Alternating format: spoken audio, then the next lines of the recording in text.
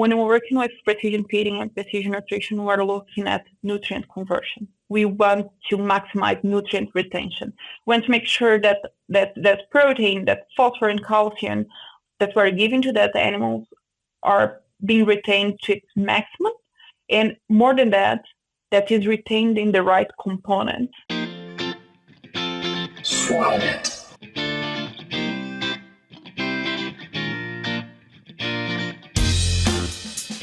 Good morning, everyone, and welcome to another episode of the Swine It podcast. I'm your host, Trey Kellner, and I'm excited this morning because today we're joined by Dr. Aline Remus to talk about precision feeding of grow-finished pigs. Aline is a research scientist in physiology and precision nutrition in pigs at Agriculture and Agri-Food Canada. Aline, welcome to the podcast. How are you this morning? Hi, Trey. Thank you for having me. I'm doing well. Good. Tell the listeners a little bit about yourself.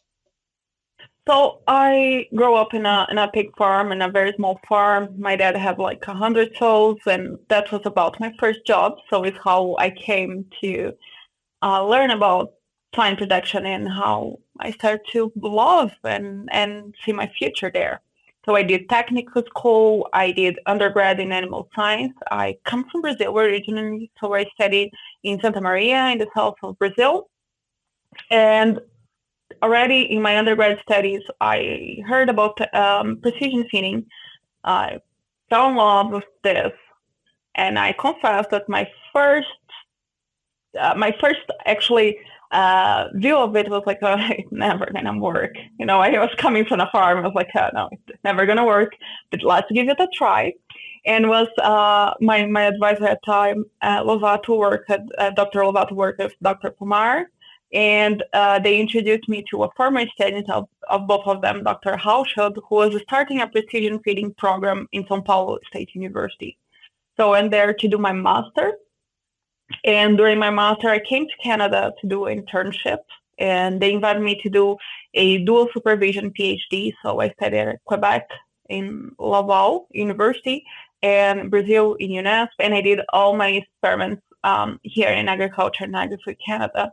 And as you see, I loved working here, and I stayed until they hired me. And I have been here since, was actually hired as permanent researcher last year. But I have been in the field of precision feeding, experimenting with it for 12 years already. So it's been a journey. That's awesome. Feed flow is changing the way the swine industry sees feed. As the world's only on-pipe feed sensor, feed flow tells you exactly how much feed is being delivered to your animals, so you can be sure that every pig in your barn is well fed and growing. With industry-leading precision and up-to-the-minute real-time data and alerts, Feed Flow is a simple and affordable way to improve production outcomes across your organization. Feed is too expensive to ignore. Try Feed Flow today. So let's start big picture, right? Today we're talking about precision feeding. So let's just start with, when you define precision feeding, what's your definition and what does it mean to you? Well, thank you for asking that. And I think it's like the question that I often get from my colleagues when they're reviewing papers. So they will shoot me a text and say, hey, I'm reviewing this paper, and they tell me they're doing precision nutrition and precision feeding, but I'm not sure they're doing that. Can you define? And I totally relate with that because depending on the school that you went, you learn that precision nutrition is something very different of what actually I understand of precision nutrition. So for me, precision feeding is using real-time data that comes from the actual herd that we have in our farm today.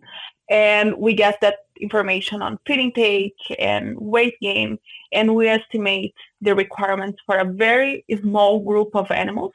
It can be our whole barn. When I say small group of animals, is because traditionally we do the requirements for different farms, right? We have a whole company, and we give the same feed for the different barns. The same genetic line, for example, we feed all the animals equally, even though we know that in the different barns we will have different requirements and they will vary for different reasons, right? So when we talk about precision feeding, we're actually addressing that difference, and we're tailoring the feed to the animals that we have in the barn. or it can be a group of animals, or to a more sophisticated level to individuals. That is often what we do here. Well, precision nutrition for me goes a step further.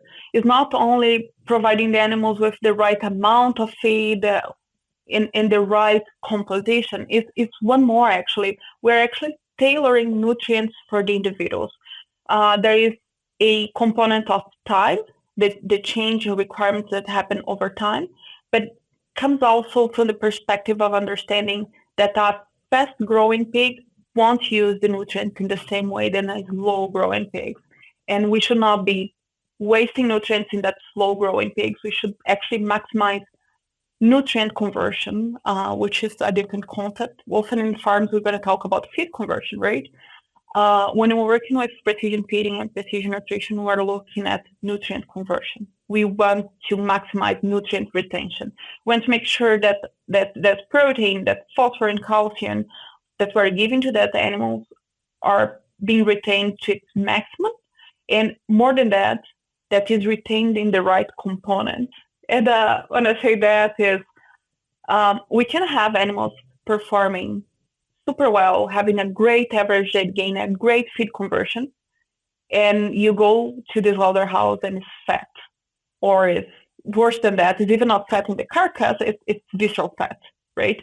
So we want to make sure that these nutrients are going to muscle growth, and we are retaining the maximum of muscle that these animals can, so that we also have a good carcass in the end.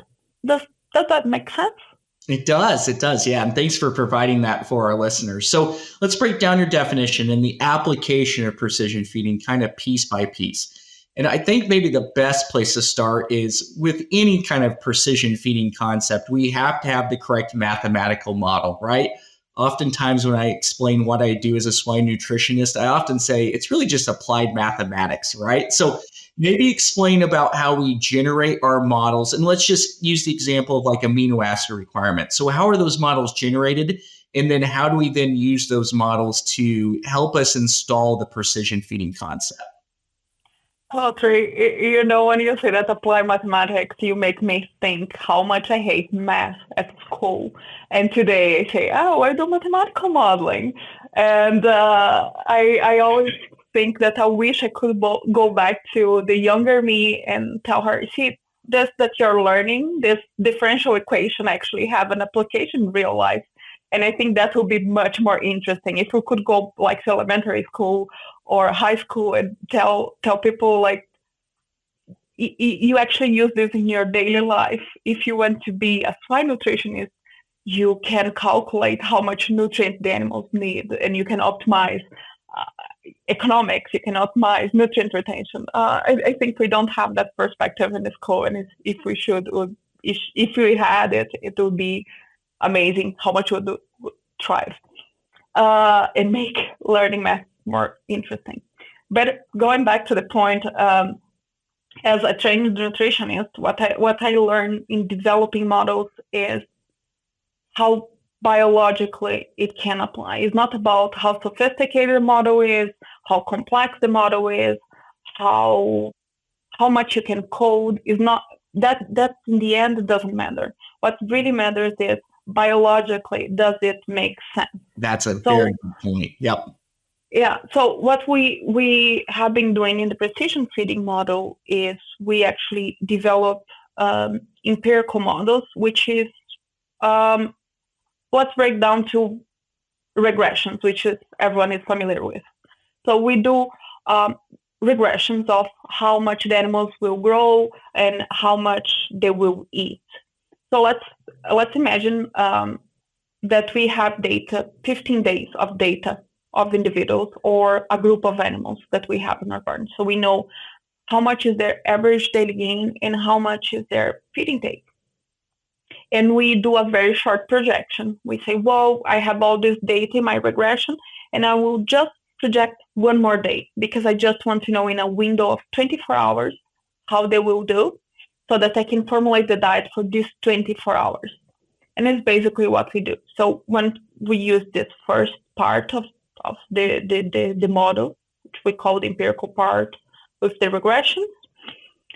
And from there, we go to the mechanistic model. That's normally what scares people, but is like the NRC is a mechanistic model. So if we want something that we're familiar with, is the NRC. It's several equations. One that will tell you how much protein will be deposited, how much energy, and we can, based on the composition of the gain of these animals, we can know how much amino acids we need to give.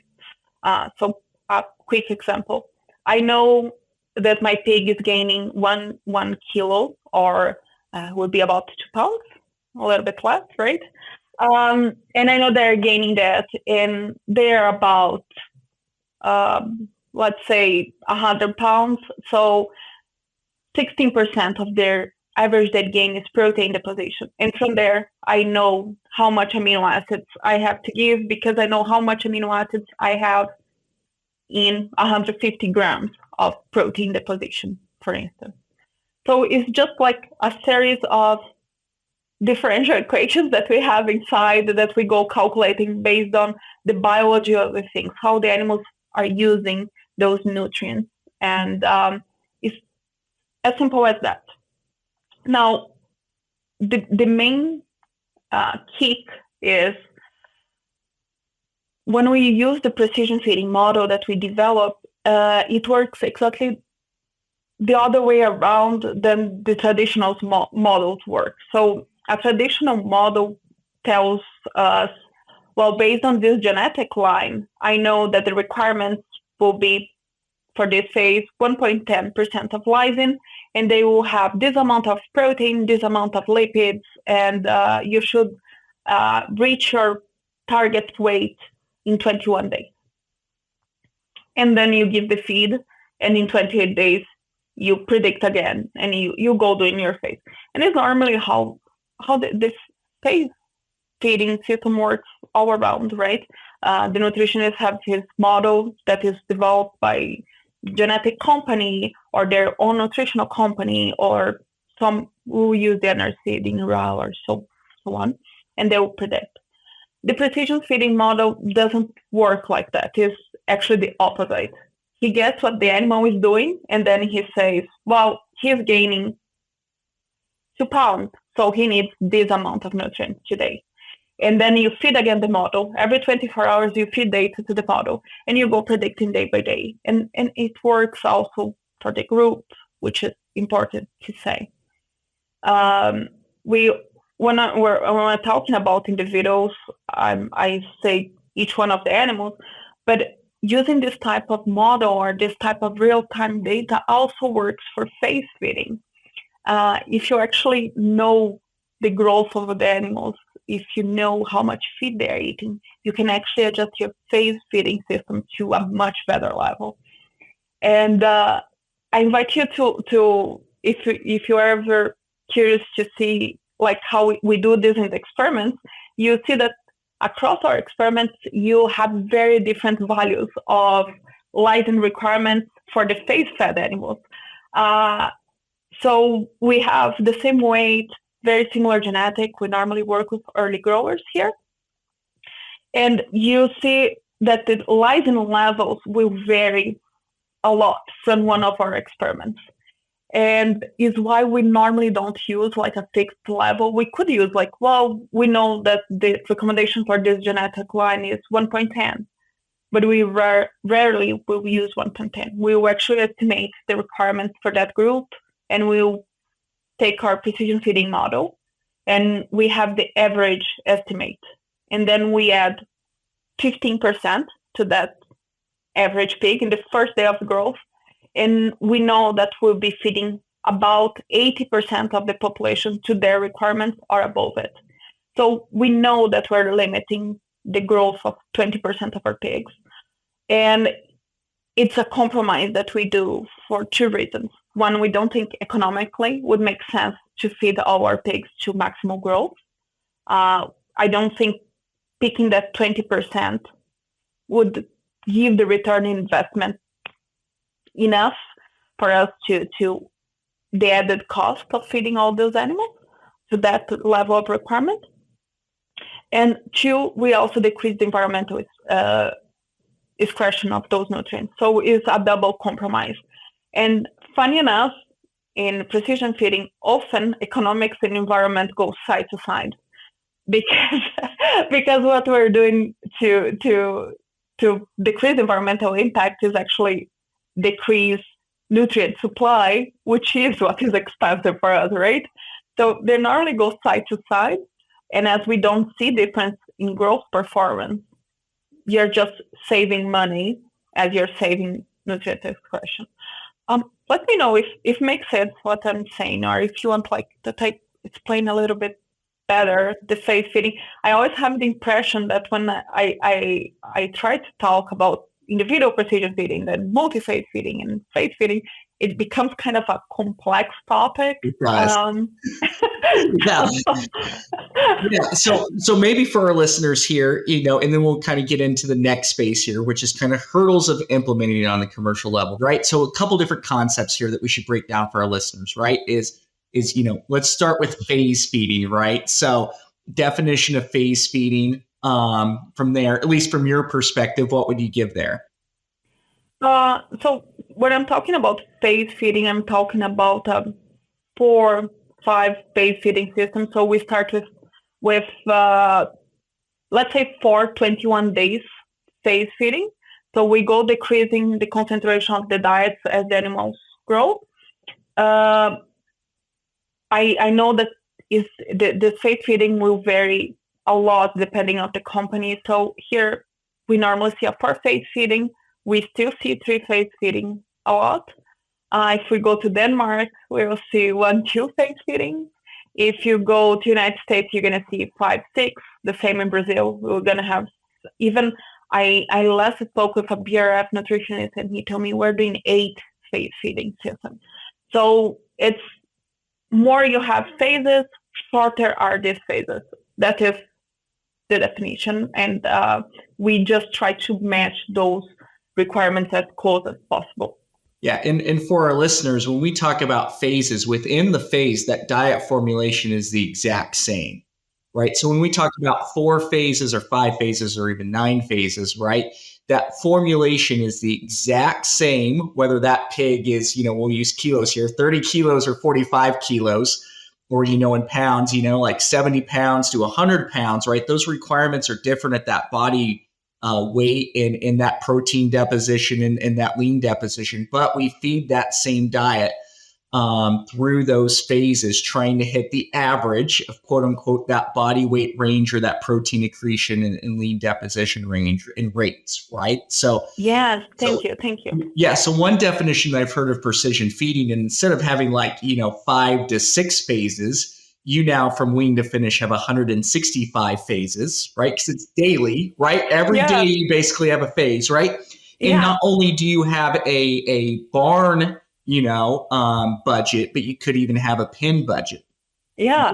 So if you have a 20 pin barn, right, you could have 165 basically times 20, right? Phases or diet formulations for that wean to finish group, right? So just something to think about as you're driving down the road or working out while you're listening to this podcast, in terms of defining what we're trying to achieve with the precision feeding concept. It's trying to get to basically 165 phases from wean to finish, to where we're characterizing, that pin or that group or that barn, however small of a subset we want to get to trying to hit things correctly. So one thing that you talked about really great in your last answer was the economic barrier.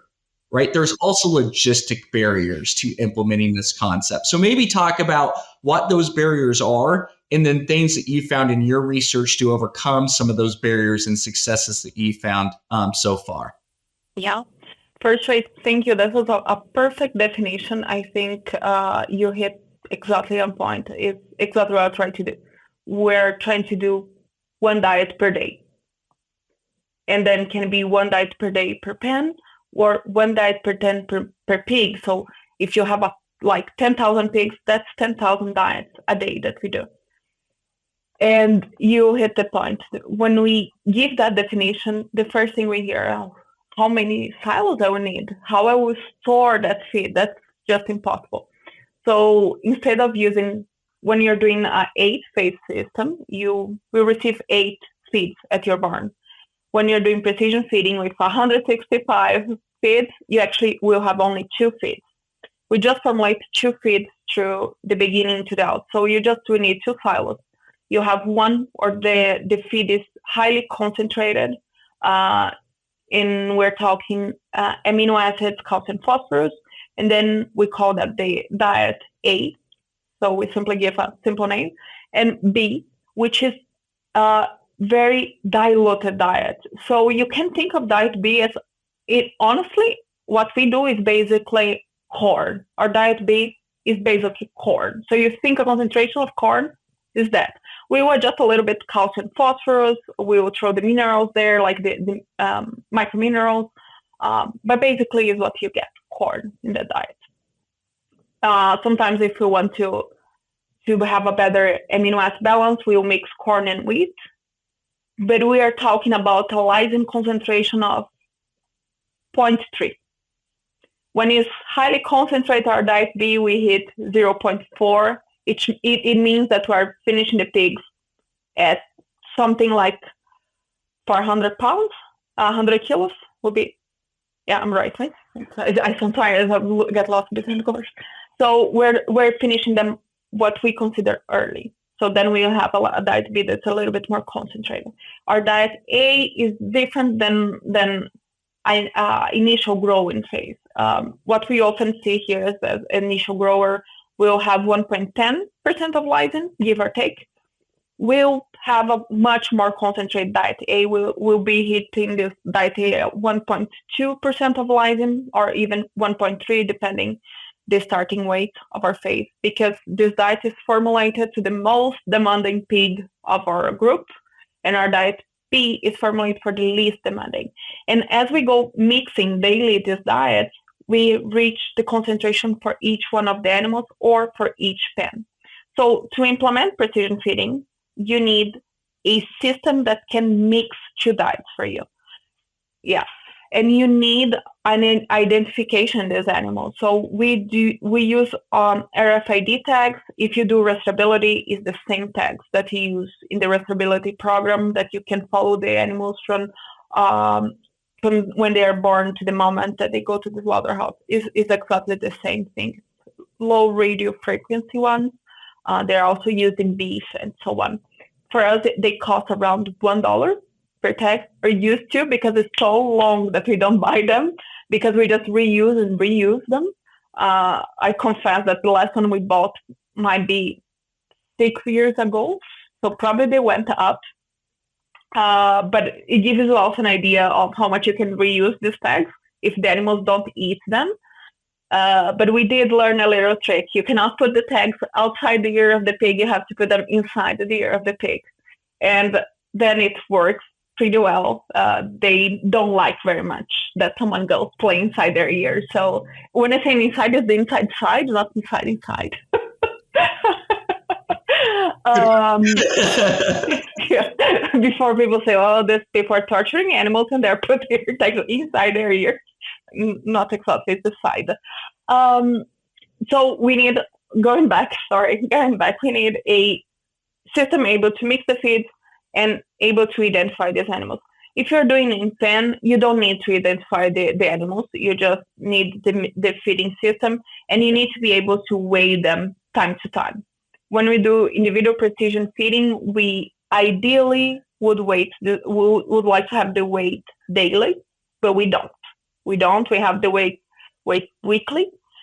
And for the group, it's the same. You can actually, when you're doing group precision feeding, something that we will actually test with the Prairie Side Center, we will divide them in low, medium, and fast growers, and then we will try to set a curve from the beginning to the end for this curve. So we're going to collect data of weight and feed in the beginning, and we will try and project. So that is, I'm saying things. Maybe Dan Columbus is listening to me and it's like, no, it's not what we're going to do exactly, but it's something like that. And sorry if I'm advancing or past then. But it's something that we want to do because it's more, you can easier apply to a commercial farm, right? The difficulty is actually weighing the animals in the farm. So if we could at least have an idea from the beginning, what is how much data we need in the beginning to start the system and set a curve that is we can trust enough to do the whole grow and finish would be nice. We can do per bar. When the animals arrive, we will select them and have the different weights and try and set curves for these animals. It could work. We haven't tested that, so I cannot promise you that it will work. But it's a way that I see with the systems that we have nowadays, because we have systems that are able to make feeds per pen. We have them. So using that, we can actually tailor the diet for our herds. If we want to go to a more individual level, then we need like feeding stations where the animal arrives. The feeding station identifies him, and then he receives his tailored diet every time. So that is where it is, where we are now. With the whole Internet of the things and the fast growing of smart farming, I think we will see a lot of technology coming to the field and become cheaper and cheaper over the days. So I don't think, I used to say that the challenge was in the sensors, and I think less and less the challenge is in the sensors. The challenge is much more who will give assistance to the farmers. So we need companies, nutrition companies, universities doing extension that can give this support to the farmers. So I think that is becoming more and more the challenge is to have qualified people to give quality advice to the farmers. Yeah, so let's kind of summarize that a bit and then lead into our next question, right? So when we talk about phase feeding, right, we're talking about a feed mill that's basically making, those 5 to 7 phases through the grow finish period. And instead, now they're just going to make 2 diets, a high density diet and a low density diet. Big pro for the feed mill, right, in terms of their efficiency, their logistics capabilities. We talk about shortage of people, especially shortage of drivers, at least stateside. I'm sure Canada's no different, right? I mean, all of a sudden now your feed mill is way more efficient. The con of that is we're taking the hard part of making feed, in terms of, those individual batches or, maybe it's medication, pulses, VFDs, et cetera. And we're putting that basically at the site level, right? So now instead of having one central feed mill to maybe feed, 1 million pigs out per year, right? We're actually going to ask each individual site to do that. So in terms of the maintenance and the support and the precision of that, that's something that we have to think through and think ahead on an individual site level. And how do we do that, right? The second thing too, as you were saying, in terms of labor shortages, in terms of stockmanship and animal welfare, that's one thing. But the way every group or every pen, even on a weekly or monthly basis, is kind of a big logistic hurdle. So one thing that I've thought of and have been hopeful for is, like camera technology and algorithms, right? To oversee, not only body weight, but then composition. And not only in terms of the pigs, but if we could have a camera over every feeder and measure feed disappearance, on an hourly or daily basis, not only do we have our growth curve, but our feed intake curve and our lean accretion curve and our fat deposition curve. And then that's all reading into that, once again, the feed kitchen that's on site, and that's all automatic, right? But so let's talk about, it's easy to think about, okay, the end line, right? So let's discuss like, how do we get from A to that picture, right? So what technologies are currently being developed that are getting there? And what are some things you've identified that are promising to lead us down that path? I know that have several feeders companies that are developing feeding stations that will work both at group level to the individual level. So we have that. We have that already for sows, and we have more and more for pigs. We have individual feeding station available for pigs, but they still cannot mix the diet. So we have others that are coming to that, or there is other technologies available already that can mix this diet. One thing that I don't know if you still use in in the United States, but in the past there was a wave about liquid feed and it kind of stopped. And we still have those systems somewhere in the farms. Those systems actually work quite well for precision feeding because they do exactly the same thing. They control the amount, and then they can kind of mix from the fowls and distribute. So those type of systems are something that we kind of abandoned for different reasons, and they will probably could be used in some cases. Again, it depends a lot of the system. I'm saying that because I know of one farm that is reactivating their liquid system to do group phase feeding because it works perfectly for that. There is a lot of technology in the vision that, as you said, like cameras that have been developed that they do both feed disappearance and they can do surface in the animals, and we have the estimation of the weight. And they are going further, and I think is the further that gets me more excited. That is, they are looking at behavior of these animals, and we have so much to gain on that, because if we can see changes in behavior of these animals, we can do early disease detection, which is our biggest problem now. We normally see that the animals are sick when the whole barn is sick. So we see, these animals are sick and we have to medicate the whole feed. We don't have the option.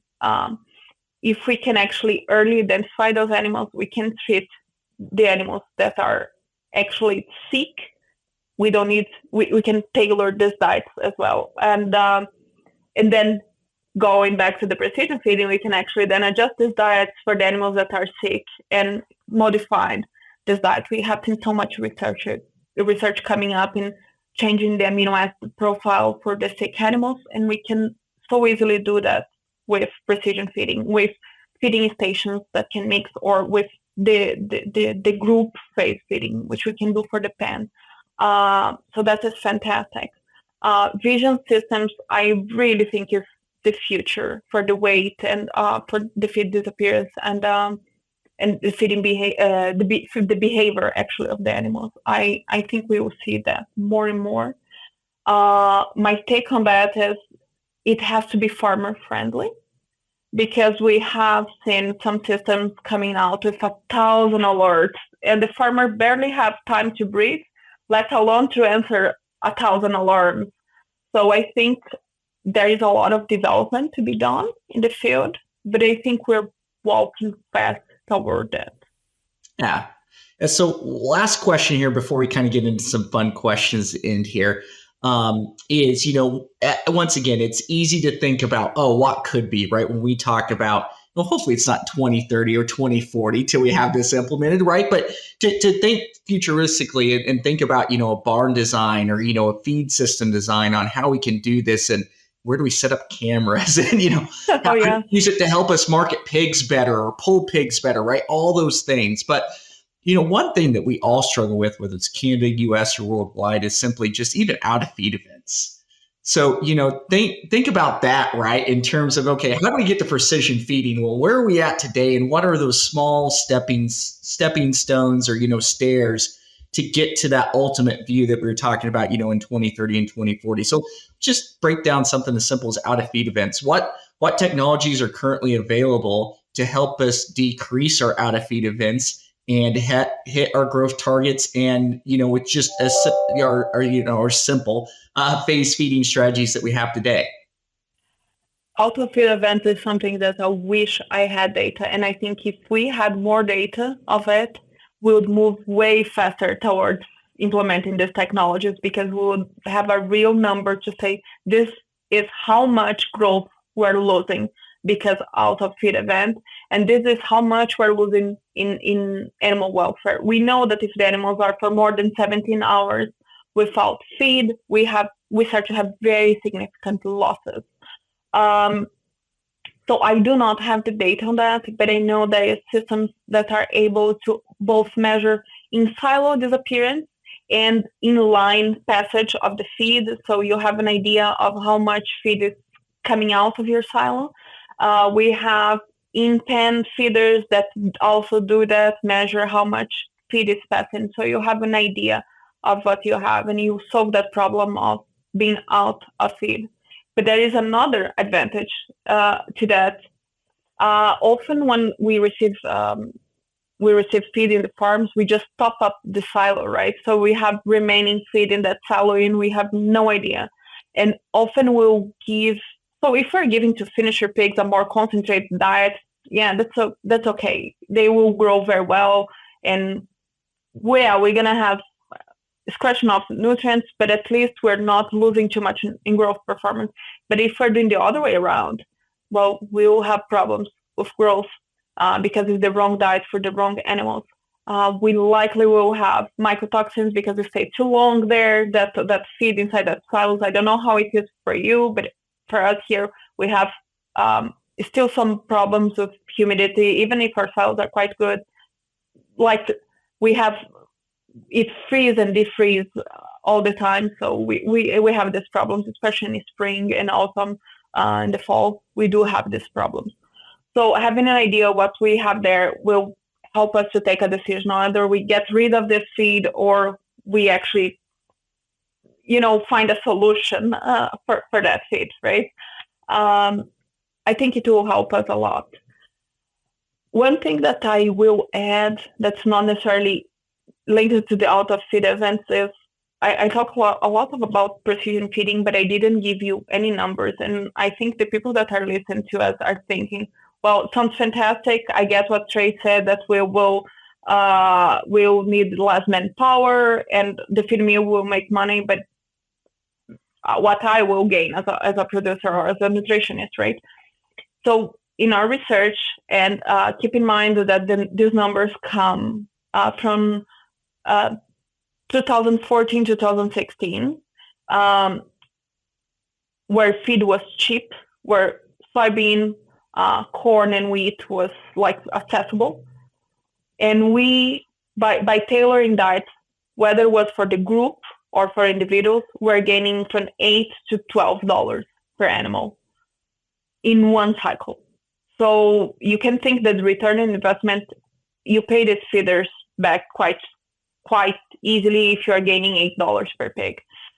You're decreasing protein in the diet by something like 30 to 40%, depending how low is your protein in the diet, how much free amino acids you're using. But if you go then for amino acid itself, we're talking about a lysine reduction diet from somewhere around 27%. Calcium and phosphorus is not such of a give and take, but you can think in 20% phosphorus reduction. So you can see how you actually will save money. You reduce nitrogen excretion by 40% into the environment. We see nitrogen retention in these animals, protein retention in these animals that go up to 70%. That is fantastic. It's close to what the NRC told us, that's the maximum retention of these animals. We see lysine efficiency of utilization that arrives to 100%. It's unthinkable. I know any biologist will tell you that's impossible, but these are the numbers we get. There is errors in the calculation, yes, but we are getting very high nutrient utilization. So the gain of using precision feeding is an economic and environmental gain that are quite significant. And then you have added benefits that are decrease in manpower, better control of feed and growth in your farm, and maybe we can have early disease detection and tailored diets for sick animals. So you see where we're going with that, but we just can get there if you have qualified people to help the farmers through this process. So great point to end on is the actual data behind these concepts and why we're all trying to push to implement, whether the entire concept and what that looks like down the road or parts of it that we can, where technology and people are there to support it. It's time for our famous three. An animal nutrition technology company offering innovative products and new applications for the swine industry. The combination of AB Vista enzymes, technical services, and nutrition expertise provides the industry with new opportunities to further improve production efficiencies. Fiber is receiving renewed interest due to its influence on the microbiome, and AB Vista has brought together research experts to discuss the industry's knowledge of fiber functionality and to introduce a Stimbiotic, targeted to improve fiber digestion. To request access, contact NAM at abvista.com. That's NAM at abvista.com. 4 kind of fun questions to end on so our audience can learn more about you. The first is we're kind of in the holiday season, right? So being from Brazil and now being in Quebec, what's your favorite holiday tradition? My favorite holiday tradition. That's so funny because normally people associate Christmas and New Year's with snow. And for me, it's beach time. Yeah. So for me, my tradition is that we go to the sea. Yeah. So we spend, if it's not at least Christmas and New Year's, but just after or just before, we are around the sea, and we have beer and barbecue. That's for me, it's my tradition. And of course, my New Year's tradition, which is a roasted pig, a whole pig roasted. We call it pizza pig. So sometimes we open, and then we have all types of toppings, pizza related, and it's delicious. They're cooked for 6 to 8 hours. They're crispy and juicy, and that's a great recipe for New Year's. Yes. No, that sounds amazing. Second question, if you could answer one of your research questions today, just one, which would it be and why? Why pigs with the same weight, same genetics, same sex grow differently? Why they use nutrients differently?